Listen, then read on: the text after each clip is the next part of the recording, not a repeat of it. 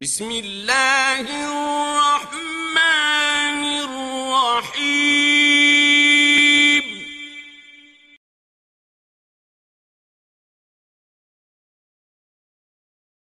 اعوذ باللہ من الشیطان الرجیم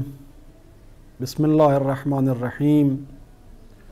وَإِن كُنتُم فِي رَيْبٍ مِّمَّا نَزَّلْنَا عَلَىٰ عَبْدِنَا فَأْتُوا بِسُورَةٍ مِّن مِّثْلِهِ وَادْعُوا شُهَدَاءَكُم مِّن دُونِ اللَّهِ إِن كُنتُم صَادِقِينَ صدق اللہ العلی العظیم۔ انسانوں کے ساتھ اللہ تعالیٰ کا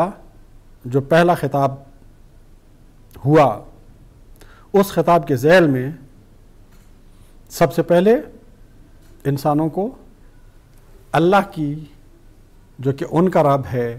زمین آسمان کا رب ہے، زمین اور آسمان کی نعمتیں عطا کرنے والا رب ہے، اس کی عبادت اور بندگی کرنے کا حکم دیا گیا اور بتایا گیا کہ اس کی عبادت کرو گے، اس کی بندگی کرو گے تو تم متقین کے زمرے میں داخل ہو جاؤ گے، ان لوگوں کے زمرے میں داخل ہو جاؤ گے جن کا مقدر فلاح ہے، جن کا مقدر کامیابی ہے، جن کا مقدر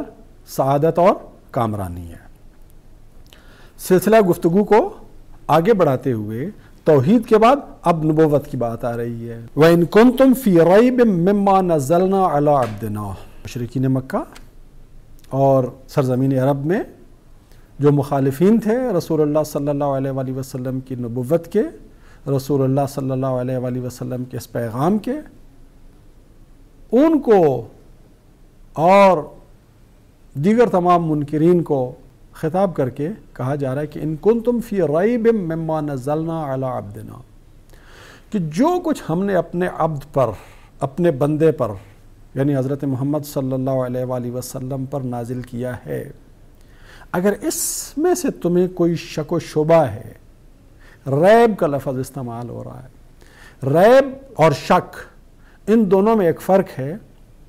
ریب بنیادی طور پہ اس شک کو کہتے ہیں کہ جس کے اندر تہمت والا اور الزام والا پہلو بھی پایا جا رہا ہو۔ مثال کے طور پہ ایک ڈاکٹر ہے، وہ نیک نیتی کے ساتھ کسی مریض کو تجویز کرتا ہے کہ جی اس کا تو آپریشن ہونا چاہیے، ایمانداری کے ساتھ، اس کی نیت میں کوئی کھوٹ نہیں ہے، اس کی نیت میں کوئی خرابی نہیں ہے، اس کا علم، اس کا تجربہ، ان ساری چیزوں کو پیش نظر رکھتے ہوئے ایمانداری سے وہ سمجھتا ہے کہ اس کا آپریشن ہونا چاہیے، وہ کہتا ہے اس کو آپریشن ہونا چاہیے۔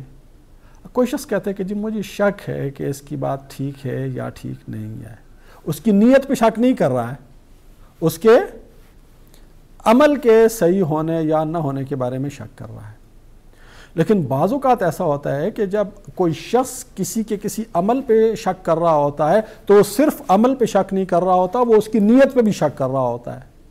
جی شاید یہ اس لیے کہہ رہا ہے آپریشن کرانے کا کہ یہ اپنی آمدنی بڑھانا چاہتا ہے، آپریشن کے اوپر جو اخراجات آئیں گے اس کے ذریعے سے اپنی جیب بھرنا چاہ رہا ہے۔ جہاں بدنیتی بھی شک کے ساتھ، جہاں شک کا تعلق صرف عمل کے ساتھ نہ ہو، جہاں شک کا تعلق نیت کے ساتھ بھی بن جائے تو اس شک کو بولتے ہیں ریب۔ اب ظاہر سی بات ہے، اگر کوئی شخص اللہ کا رسول نہیں ہے، اللہ کا نبی نہیں ہے، اور وہ کہتا ہے کہ میں اللہ کا نبی ہوں، تو ظاہر سی بات ہے وہ نیک نیت انسان تو نہ ہوا۔ تو جو لوگ رسول اللہ صلی اللہ علیہ وآلہ وسلم یا آپ سے پہلے آنے والے انبیاء کی نبوت میں شک کرتے تھے، تو در حقیقت نبوت میں شک کے ساتھ ساتھ وہ ایک قسم کے جھوٹ کا الزام بھی دے رہے ہوتے تھے کہ انہوں نے اپنے پاس سے ایک چیز بنا لی ہے اور اس کو وہ اللہ کی طرف نسبت دے کر کہہ رہے ہیں کہ یہ اللہ کی طرف سے ہے جو ہمیں دی گئی ہے۔ ان کنتم فی ریب مما نزلنا علی عبدنا، اگر تم شک و شبے میں ہو اس چیز کے حوالے سے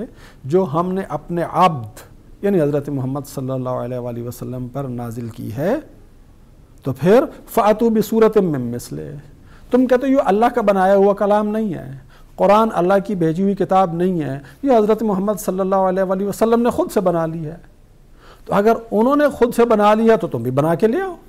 فَأْتُوا بِسُورَةٍ مِّن مِّثْلِهِ، پورا قرآن نہیں، کئی صورتیں نہیں، ایک چھوٹی سی صورت بنا کے لے آؤ۔ فَأْتُوا بِسُورَةٍ مِّن مِّثْلِهِ، ایسی ایک صورت بنا کے لے آؤ۔